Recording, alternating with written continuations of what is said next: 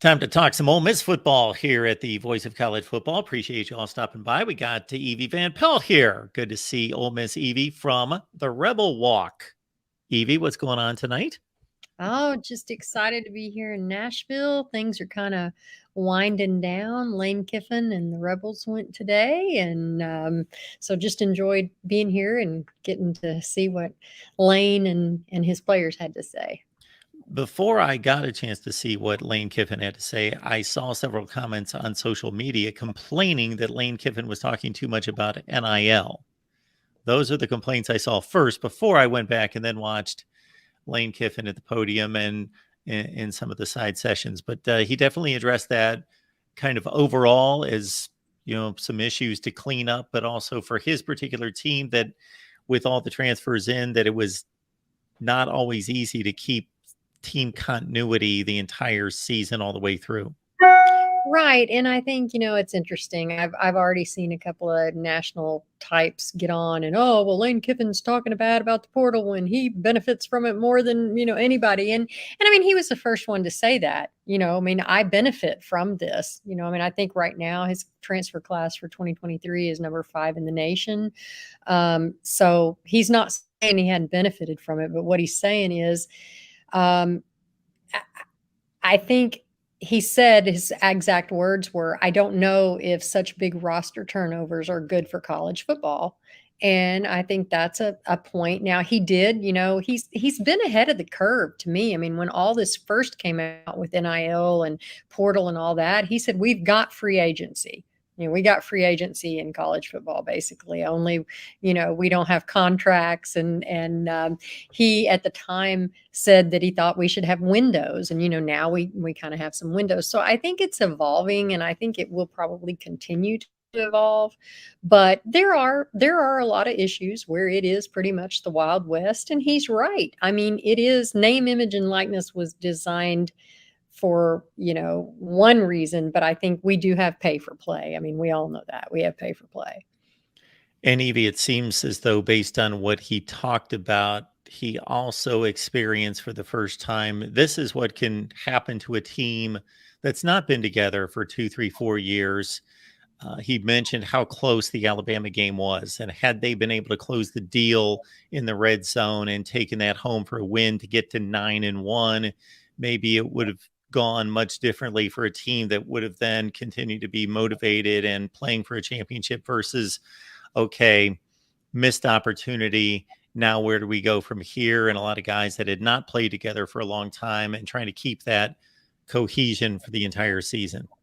Right. And I think, I thought it was interesting that he said that. He said, "I didn't do a good enough job at that point in the season forward of kind of, keeping the culture together and working with the guys." Because you're right. I mean, I think when you got a lot of new different personalities together and everything's going great, you're 7-0 or 7-1, woohoo. But then a little tough times hit. And then I think that's when some of those flaws are kind of maybe exposed a little bit. But again, I don't know what the answers are, but I do think that we will probably continue to see things, tweaked. And I mean, there's going to have to be something done. He brought up how you've got some states that are different, like in Texas, where A&M with the 12th Man Foundation, their fundraising arm of the university now can give money to the collective, and the collective can then pay players. And the state has now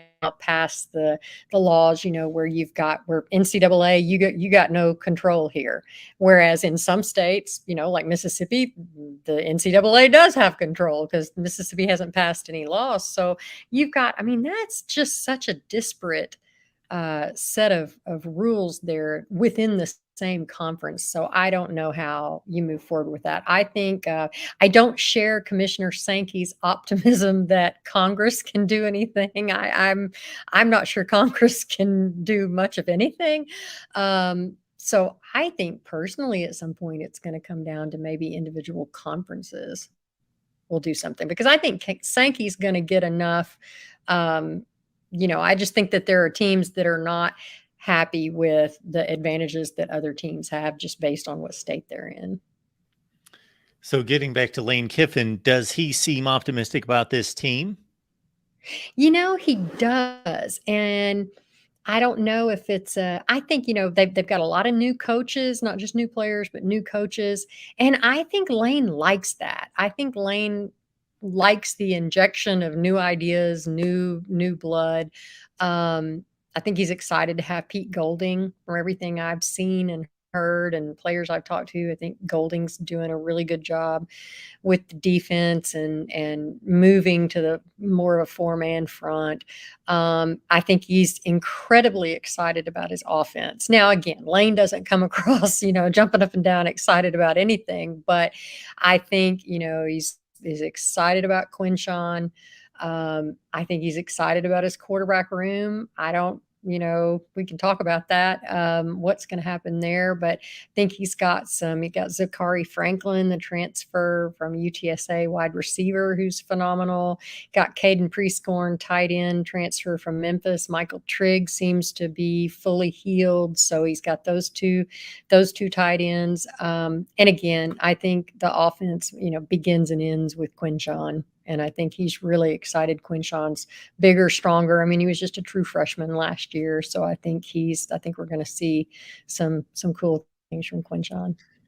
Yeah, and his explosion onto the college football scene was even more surprising because as a three-star, typically those guys take a couple years to develop, and then all of a sudden, boom, let's say their sophomore or junior year, okay, this guy belies his recruiting ranking, but right out of the gate, that typically doesn't happen. So for him to, by 3, 4, or 5 games into the season, he was catching my eye, and I was like, okay, I need to look back and see where I missed this guy, because he is a wrecking crew and just a complete package at running back. Yeah, I think Nick Saban may be wondering that too. Where did I miss this guy? It just goes to show you. I mean, there are cases like this, 3 stars. I mean, Evan Ingram just signed, I think, with Jacksonville, a great big huge contract. He was a 3-star tight end at Ole Miss. So I mean, there are times that some of those services are wrong. Quinshawn, this was really it. He came to SEC Media Days for Ole Miss, and Ole Miss doesn't let freshmen talk to the media. So last year we didn't get to talk to him, and it was really a pleasure to get to at Media Days. And he's enthusiastic, he's humble, and really excited about the coming season. And like I say, he's bigger and stronger. And Kiffin referenced, we've got Coach Kevin Smith, who had been at Ole Miss, and then he left, running backs coach, and then was at Miami, and now he came back for this coming year. Well, he had recruited Quinshawn. Quinshawn told me since like he was in 9th or 10th grade. And Kiffin commented how nice it is having Kevin Smith work with him. He said Quinshawn needs work on his blocking, and he needs to work on his footwork. And, so I mean, there's things that they think he can do to improve even more so on last season. So you mentioned, Evie, the quarterback situation, which as it's unfolded throughout the offseason, it has somewhat surprised me in that Jackson Dart, highly touted, he's an incoming transfer, puts together a solid season, not spectacular, but a good season. Spencer Sanders, despite his turnover issues at times at Oklahoma State, extremely experienced quarterbacks, accounted for 12 or 13,000 yards total, 100 touchdowns. So a wealth of experience for a guy that's won a Fiesta Bowl a couple of years ago. And then Walker Howard, who has next to no experience, but he's a 5-star. And Right. he even decides, I'm going to go to Ole Miss and compete for this job, that that many quarterbacks would be attracted to the same location just to work with Lane Kiffin and believe that they can win the job. And don't forget, we've also added Austin Simmons, who is a 4-star quarterback who had committed to Florida. He's interesting. Class of 2025 kid who was so smart, he graduated after his freshman year of high school, and or had enough credits to graduate, and has reclassified 2 years to the class of 2023, and he's on campus now and is looking to 2 play. years. 2 I years. don't He think went I've heard that. I haven't either. Went from 2025 to 2023 and is also a dual sport kid and is apparently a pretty good baseball pitcher. So he's actually on campus now. So, I mean, a 4-star ain't nothing to sneeze at either. So now you've got, now one would have to think probably he would redshirt, but, again, I never say never with Lane. But certainly he's got a stable of talented quarterbacks. Now, I will tell you, Dart had a couple of weeks ago when the Manning Passing Academy was going on, he was supposed to be there and be a counselor, and he ended up, he didn't. He had meniscus surgery. So he's supposed to be fine by 1st of August, fall camp. So we'll see how that goes. I don't know if that opens a door a little for Spencer. I don't know, but I wouldn't be surprised. I tell people I wouldn't be surprised if Jackson, as a returning starter, trots out there to start the Mercer game. I don't know if that'll be the case in the Alabama game. I mean, I guess we'll just see, because it's awfully hard. I mean, you're right. Spencer Sanders has a lot of experience, has thrown for a lot of yards, is a tremendous leader. I thought he looked great in the Grove Bowl. So, I don't know how you have a Spencer Sanders on the bench if, maybe you're behind in the Alabama game. I'd be awfully tempted to want to see what he can do. We're talking to Ole Miss Evie. You can catch her and the rest of the crew there at therebelwalk.com. You see it right there on the screen. Check out their coverage of Ole Miss athletics. Please give us a like here as well at the Voice of College Football and subscribe. So, as we hit through August camp, what would be your estimation on what unit needs the most work? Well, I'm going to go to the defensive side of the ball. But they've got a lot of transfers. I think we have 14 transfers on defense alone. So I think just kind of the meshing, we talked to DeAndre Prince, cornerback, and Cedric Johnson, the defensive end, today. They don't feel like there are any kind of chemistry issues. But again, I mean, I don't know that they're going to say, yeah, we've got chemistry issues. But and I don't know chemistry per se. I mean, I think they all get along, but I think just that many new faces. Along with some talented, I want to see Suttering Perkins, who is a 5-star from Mississippi. And we asked Kiffin where he would be playing, and he said linebacker. And but he's a true freshman, but I could see him making an impact like a Harold Perkins from LSU. I mean, he's that good.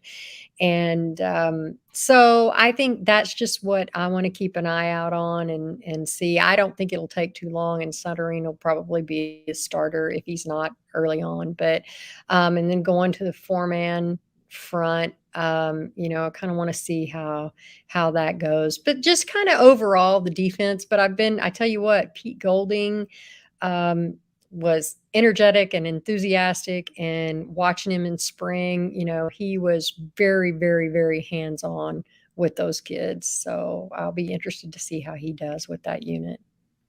So, what is a successful season for Ole Miss this year?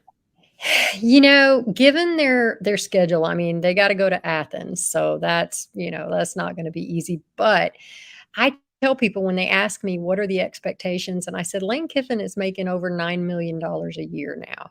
He's in the top 10 highest paid coaches. I don't think 7-5 is going to please anybody. So I think, to be honest, I think anything fewer than 8 wins, I don't think people are going to be so happy. I mean, I think, and I think, looking at the schedule and I think they have, 16 returning starters, and they've got, their offense, I think, is going to be wonderful. Even though they lost Mingo and they lost Malik Heath, I think they've got some very solid returning receivers, Jordan Watkins, Peyton Wade. And then I think they're going to do 12 personnel now that they got Prescorn in there as a tight end with Michael Trigg.